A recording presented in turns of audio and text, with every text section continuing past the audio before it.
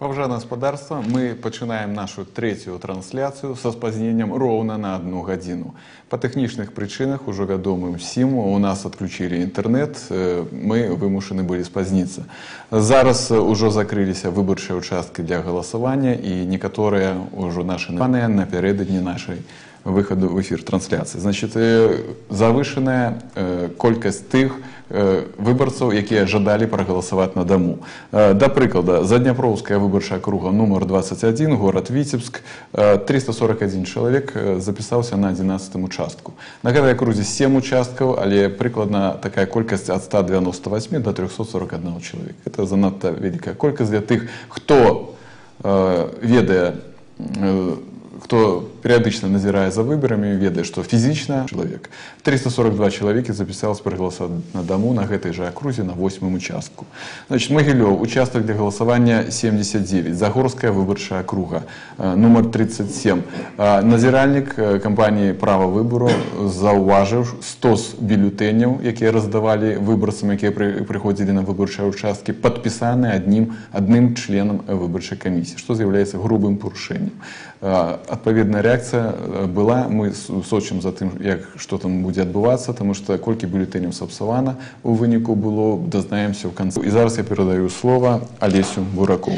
Дякую, вялікі Ігор. І адзінае пытанне, якая афіцыйная яўка зараз абвешчаная ЦВК? На 18:00 афіцыйная яўка складала 70%. Ці гэта рэальная яўка? Ну, мяркуючы па актыўнасці з выбарчых участкаў, дзе знаходзяцца нашы назіральнікі, то гэта далёка нерэальная. А калі браць датэрміновае галасаванне, то яўка на шмат якіх выбарчых участках і акругах яна не дасягала і 20%, а на некаторых і 10%. Дякую, вялікі. І мы працягваем эфір са Львом Марголінам. Лев Фёдорович, скажите, каласка, с улікам таго, што мы ведаем, а сітуацыя выглядае такім чынам, што хутчэй за ўсё спецслужбы вылічылі нашу запасную локацию, и докладно на 19 гадзіне быў абрублены интернет.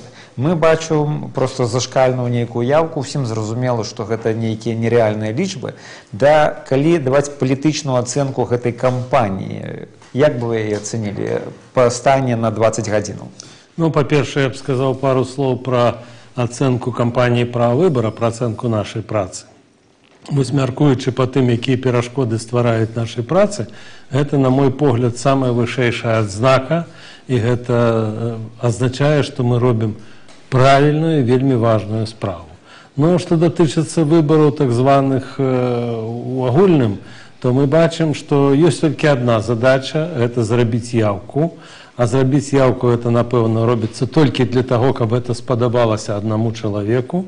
Ось, і для гэтага улады і выбарчыя камісіі ідуць на ўсё, і на простае завышэнне колькасці прагаласаваўшых і нейкае так больш хітрыя спосабы, як мы толькі што чулі, прагаласавання на дому і гэтак далей.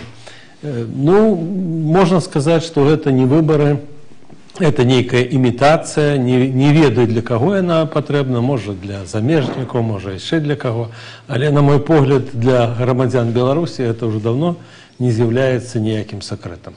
Лев Фёдорович, скажите, ласка, вось крыху болей за тыдзень на пенсію былі адпраўлены такія сімвалы адыёзныя беларускага рэжыму з дзяржсмі, як Павел Якубович, Геннадзь Давыдзька і Казіятка. Да, як вы лічыце, вось адстаўка спадарні Ярмошынай, гэта на сёння прынцыповая рэч, ці ўсё ж такі ад яе мала што залежыць у дадзенай сітуацыі?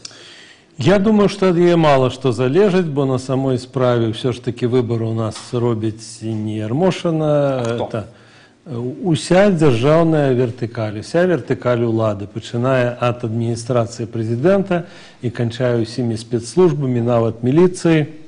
Вось тыя факты, якія былі выкрыты пра карусель і пра тое, як міліцыя выкрывала ўдзельнікаў, пакрывала ўдзельнікаў гэтых каруселей, не ўзбуджаліся ніякія справы, не рабіліся ніякія праверкі, хаця это можна было высветліць прямо на месцы. Это означает, что вся система белорусской державной лады працуе на тое, каб вось зрабіць гэтую картинку, и их никого не цікавить, ни выборы, ни будущее краины, ничего іншого. А вы могли бы вызначить центр принятия решения? Это АЦ президента, администрация президента? Я думаю, что центр принятия решения – это администрация президента, ну, а ОАЦ – это, напевно, ну, такий мозговий блок этого центра, який пропонує некие технологии, некие варианты принятия решения и так далее. До нас долучився політолог Юрій Чаусов. Юрій, скажіть, будь ласка, добрий день. Добрий день. Докладно, добрий вечір уже. Юрій, скажіть, будь ласка, ви згодні з господарем Марголіним, що відставка Ярмошиної нічого не змінить? І все ж таки, це був би такий символічний крок, тому що це вже досить адыёзне прозвище Ярмошина.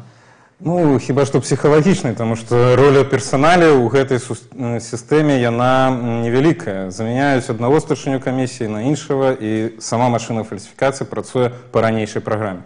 Скажите, будь ласка, здаецца, ніводныя выбары пасля 96-го году не былі прызнаныя беларускія міжнароднай супольнасцю, да?